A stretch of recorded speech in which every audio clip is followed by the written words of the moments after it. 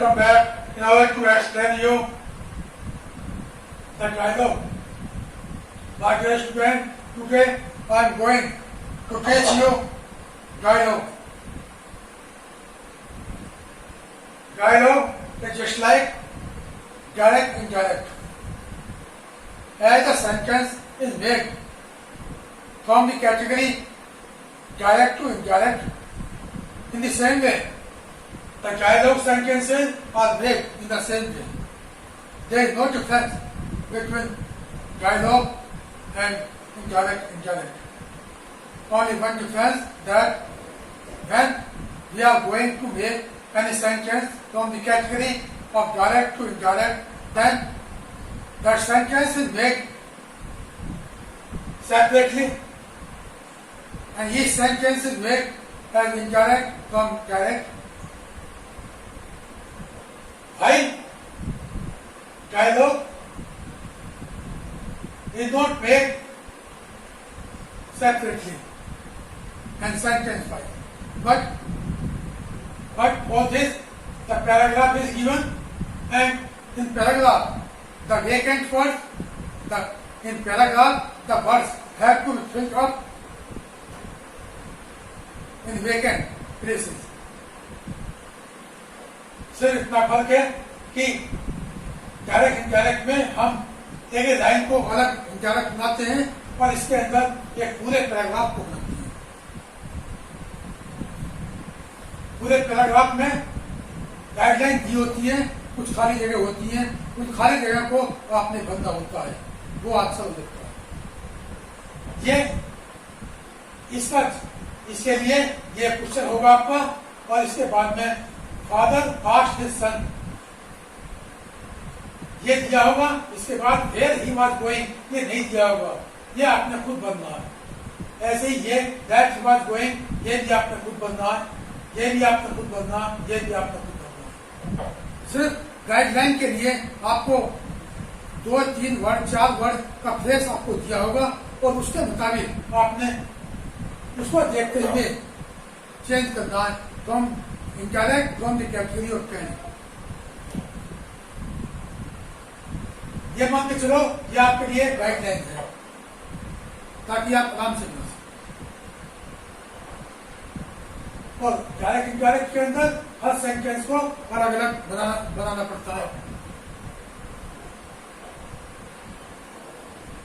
उसके लिए direct indirect में भी पैराग्राफ होता है, उसमें ही पैराग्राफ होता है, पैराग्राफ के मुताबिक डायरेक्ट से इनडायरेक्ट बनाया जाता है। ऐसी बात नहीं है उसमें नहीं होता, उसमें भी होता है पैराग्राफ डायलॉग में तो होता ही होता है, लेकिन डायरेक्ट इनडायरेक्ट में भी पैराग्राफ होता है, और साथ ही डायरेक्ट इनडायरेक्ट को सेंटेंस वाइज भी बनाया जाता है अलग अलग।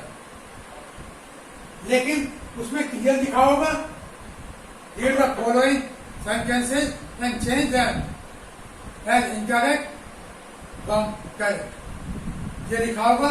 लेकिन जबकि इसमें लिखा हुआ है कि read the dialogue given below and complete the paragraph that follow, इसमें डायलॉग लिखा होगा, उसमें डायरेक्ट लिखा होगा। there is only the difference. Now read the dialogue given below. Question ये है कि जो डायलॉग दिए हुए इनको पढ़ो और कंप्लीट द पैराग्राफ दैट करो, तो इस पैराग्राफ को जो उन्होंने दिया है, ये पैराग्राफ को भरो। जिन लाइनों को मैंने अंडरलाइन किया हुआ है वो खाली स्थान है फिलहाल, उनको आपने भरना है आंसर के तौर पे, और जिन पे लाइन नहीं, जिनके नीचे लाइन नहीं लगी हुई है, वो लिखा हुआ होगा, वो सिर्फ आपके लिए गाइडलाइन के तौर पे होगा, और उसी के तौर पे आपने उसी को गाइडलाइन मानते हुए, मदद मानते हुए आपने उसको भरना है, जैसे कि यहाँ भरा हुआ है। जिन लाइनों को अंडरलाइन किया हुआ है वो लाइन या फ्रेज या वर्ड, उनको वो भरे हुए हैं, वो भरे गए हैं, और उन्हीं को आपने भरना है। बाकी जिन लाइन को अंडरलाइन नहीं किया हुआ, वो आपके पास में एक उसके तौर पर आएंगे, गाइडलाइन के तौर पे, और ये खाली स्थान होगा जहाँ पे लाइन लगी हुई है। इसमें आपने बनना है। जैसा कि अभी मैंने करके दिखाया है आपको, जिन लाइन के नीचे अंडरलाइन हो रखा वो मैंने कर रखा है, जिनके नीचे अंडरलाइन नहीं है वो भरे हुए नहीं है। वो गाइडलाइन के तौर पे आपके लिए सेंटेंस है या फ्रेज है या group of sentence, group of words है।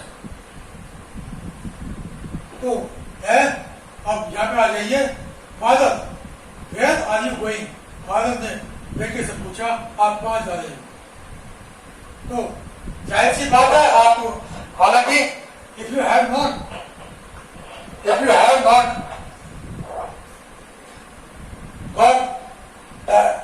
got the knowledge about correct and incorrect, then they will be taught you by me after 2 or 3 days.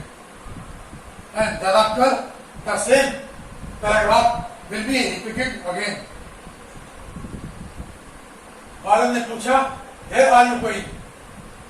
Father जब बेटे से कह रहा है Where are you going, तो जाहिर सी बात है Where not when why से शुरू होने वाला या हैप्पी वर्ड से शुरू होने वाला इज और एम वाज वर्ड, जाहिर सी बात है वो क्वेश्चन मार्क है और उसके अंदर और उसमें आस्क लगता है।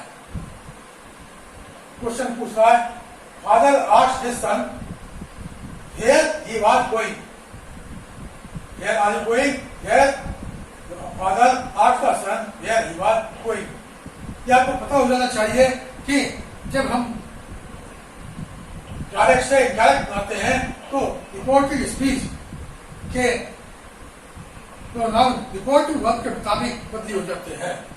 ऐसा ही आपके सामने पेश है। फादर ने पूछा where are you going, father asked his son, तो जब इनडायरेक्ट देंगे वेयर आर यू गोइंग की बजाय वेयर ही वाज गोइंग हो जाएगा। Sentence present continuous will be converted into past continuous और यू का ही हो जाएगा।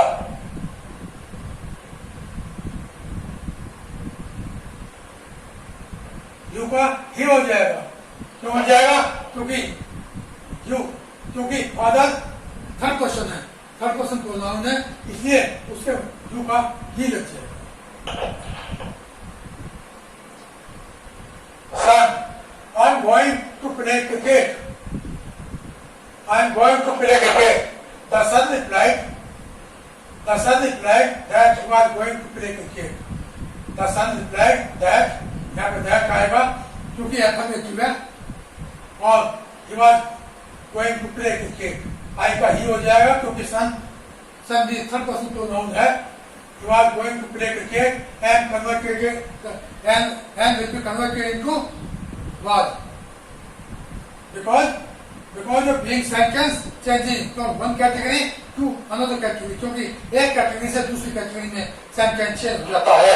जैसा कि आप जानते हैं present indefinite will be converted into past indefinite, present continuous converted into past continuous, present perfect will be converted into past perfect, and past indefinite will be converted into past perfect. Now come to next. Father, have you completed your homework and class work? Father again asked. जब पिता दोबारा बात पूछता है तो उसके लिए again लगेगा। Father again asked. If he have you completed? Present perfect में आ रहा है, जाहिर सी बात है पास्ट परफेक्ट हो जाएगा और यहाँ पे if लग जाएगा। If he had completed his homework and class work.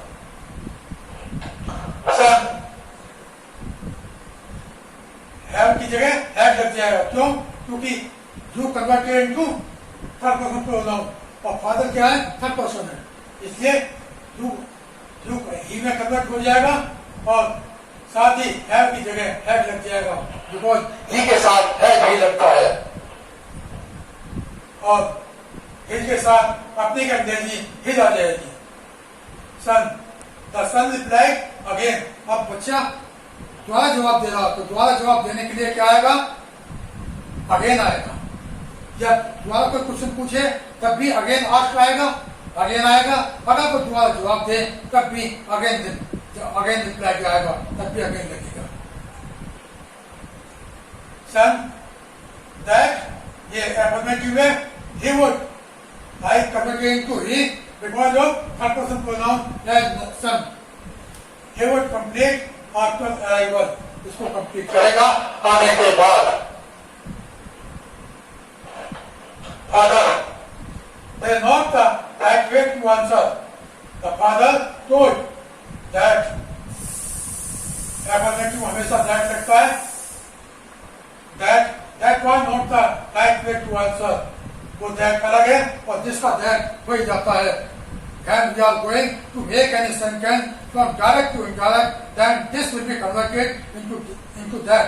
जब हम direct से indirect बनाने जा रहे हैं, तब जिसका that हो जाएगा, here का there हो जाएगा, now का then हो जाएगा, yesterday का previous के हो जाएगा, tomorrow का the next हो जाएगा, और today that के हो जाएगा.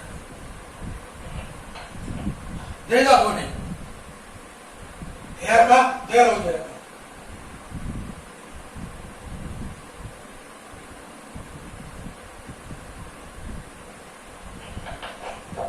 Next day, the following week. एक तो ये कैटेगरी होती है, दो हालत होती है. ये दिया होगा, ये भी दिया होगा. इसमें आपने ऐसे बनना है जैसे मैंने आपको बताया. That he was going, where he was going, he had completed.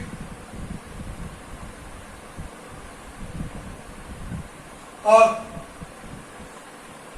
that he would complete. That was not the right way to answer. ऐसे आपने करना है. कभी कभी ऐसा भी होता है कि ये क्वेश्चन दे दिया और पैराग्राफ नहीं दिया, तो फिर आपने डायरेक्ट बनाना है. डायरेक्ट बनाने के लिए आपके पास कोई हिंट लाइन नहीं है, कोई गाइडलाइन नहीं. तब आपने जो ये बनाना, ये लिखना है बिल्कुल जो कि तुम ऐसे ही आएगा जैसे कि ये है. क्योंकि ये भी वही है, उसी तरह रूल्स और रेगुलेशन वही है जो कि इसमें दिए गए हैं. सिर्फ इसमें खालिस्तान है जो आपने बनने हैं, मगर इसके अंदर पूरा आपने करना है. ये गाइडलाइन किसी की नहीं मिलेगी, आपने पुस्तक से करना है. Father asked the son where are you going. ये लिखा हुआ father asked the son where he was going. और यहाँ भी father asked the son where he was going. Same है, इनमें कोई फर्क नहीं है. सिर्फ फर्क इतना है कि इसमें गाइडलाइन मिली होगी आपको, उसके मुताबिक आप कर सकते हैं, और इसमें कोई गाइडलाइन नहीं होगी, इसके मुताबिक नहीं कर सकते. बल्कि आपने खुद क्या करना. You yourself have to do it. If you know the rules and regulation of direct indirect, अगर आप direct indirect के रूल आपको पता है तो आप अपने आप कर दो. रूल आपको इसमें पता करने पड़ेंगे, ऐसा नहीं है बिना रूल के तो इसमें काम नहीं चलेगा. लेकिन इसमें थोड़ी सी मदद आपको मिल जाएगी, इसमें कोई मदद नहीं मिलेगी. दूसरा यहाँ देखें, I am going to play cricket. The son replied that he was going to play cricket. इसमें भी वही है. The son replied that he was going to play cricket. Father again asked, have you completed your homework and class work? तो Father again asked if he had completed his homework and class work. इसके अंदर यही है, if he had completed his homework and class work. The son replied he would complete after arrival. The son replied he would complete after arrival. इसके अंदर भी वही है. The son replied again that he would complete after arrival. इसके अलावा last है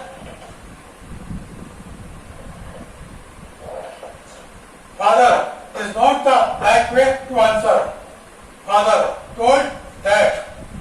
That तो इसके बाद लगेगा ही, और that दूसरा that इसके लिए this converted into that. That was not the right way to answer. ये present definite में है. Present definite is converted into past indefinite. Present while you are going to make any sentence indirect from direct. अगर आप किसी sentence को direct से indirect बताने जा रहे हैं, तब present indefinite tense present past indefinite में बदली हो जाएगा. प्रेजेंट कंटिन्यूअस पास्ट कंटिन्यूअस में बदली हो जाएगा. प्रेजेंट परफेक्ट पास्ट परफेक्ट में बदली हो जाएगा। प्रेजेंट पास्ट ऑब्जेक्ट ने पास्ट परफेक्ट में बदली हो जाएगा। ये रूलिंग है, इस दैट में बदली हो जाएगा। हेयर देयर में बदली हो जाएगा। नाउ दैट में बदली हो जाएगा। हेयर देयर में बदली हो जाएगा। दीज दोज में बदली हो जाएगा। और नाउ दैट में बदली हो जाएगा। टुडे दैट के में बदली हो जाएगा। यस्टरडे द प्रीवियस के में बदली हो जाएगा। और यस्टरडे और टुमारो द नेक्स्ट के में बदली हो जाएगा।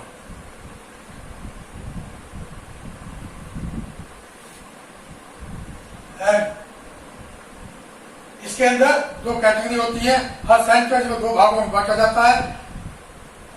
कोमा इन्वर्टेड कोमा से पहले वाला सेंटेंस कहलाता है रिपोर्टिंग वर्ब और इसके बाद वाला सेंटेंस कहलाता है रिपोर्टिंग स्पीच। अगर रिपोर्टिंग वर्ब के अंदर ऑब्जेक्ट है, सेट ऑब्जेक्ट है, तो सेट टू या सेट टू को चेंज किया जाएगा, नहीं तो नहीं किया जाएगा। अगर रिपोर्टिंग वर्ब प्रेजेंट या फ्यूचर टेंस में है तो रिपोर्टिंग स्पीच बदली नहीं हो सकता। अगर रिपोर्टिंग स्पीच में सत्य वाली बात है, सच बात है, जैसे the sun rises in the east, सूरज पूरब में निकलता है। 2 and 2 मेक 4, 2 और 2 4 होते हैं। ऑनेस्टी द बेस्ट पॉलिसी, ईमानदारी बहुत अच्छी नीति है। अगर उसमें यूनिवर्सल ट्रूथ है तो भी रिपोर्टिंग स्पीच का सेंटेंस बदली नहीं होगा।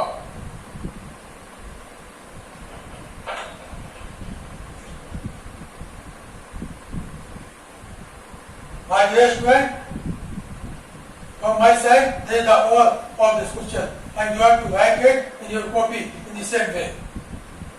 Once more also, I will teach you again when the number, when the term of direct and indirect will come in order to teach you. जब पढ़ाने का नंबर आएगा डायरेक्ट इनडायरेक्ट का, जब मैं एक बात और पढ़ाऊंगा। फिलहाल आपके लिए इतना है, you have to write it in your copy. Also, you have to understand it, whatever I told you, जो मैंने आपको बताया उसको समझ लेना, ये आपकी जिम्मेदारी में आता है। ज्यादा नहीं तो जितना भी आता है, एक बार मैं आपको बताऊंगा, जब रूल रेगुलेशन बताऊंगा, दिखाऊंगा, then it will come automatically in your mind, आपके दिमाग में अपने आप ये आ जाएगा। तो ये कभी कभार एग्जाम में आ जाता है, तो मैंने आपको बताया था ये भाग होगा, इसका भाग ये दिया होगा, इसमें आपने फिल इन द ब्लैंक भरना है, जैसे कि मैंने भर के वो इसको अंडरलाइन किया है, और बाकी दिया होगा आपकी गाइडलाइन के लिए। और ये कभी कभी ये नहीं आता, डायरेक्ट आपसे ऐसे बनाने के लिए बोलता है, मगर जब ये बनाओगे तब भी ऐसा ही बन के आएगा, जब ये बनाओगे तब भी ऐसा ही बन के आएगा। Because the rules and regulation are the same in both of the categories, क्योंकि नियम और कानून दोनों कैटेगरी में डायरेक्ट इनडायरेक्ट के बराबर हैं, कोई फर्क नहीं है। फर्क कितना है, डायरेक्ट इनडायरेक्ट में पूछेगा, नाम देगा, now read the following and change them as indirect, इसमें नाम दिया हुआ है, read the dialogue given below and complete the paragraph that follow, इसमें उसको डायलॉग बोला गया, उसमें उसको डायरेक्ट बोला जाएगा, क्योंकि उसने क्लियर दिया होगा। He said to him, come and wait, Kumar, where are you going? He told him where he was going. तो उसमें इस तरह दिया होगा, इसलिए उसमें डायरेक्ट बोलेगा। इसमें इस तरह से नहीं दिया होता, मगर बनाना उसी लहजे में होता है जिस लहजे में डायरेक्ट से डायरेक्ट बनाते हैं, इसलिए यहाँ पे डायलॉग लिखा होगा और वहां पे डायरेक्ट लिखा होगा, ये सिर्फ एक फर्क है।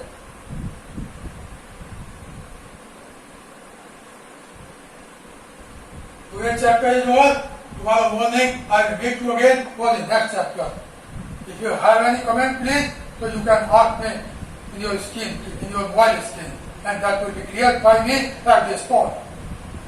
Not to say more than I finish my lecture here. मैं अपनी बात को यहीं पर विराम देता हूँ। धन्यवाद, नमस्कार, जय हिंद।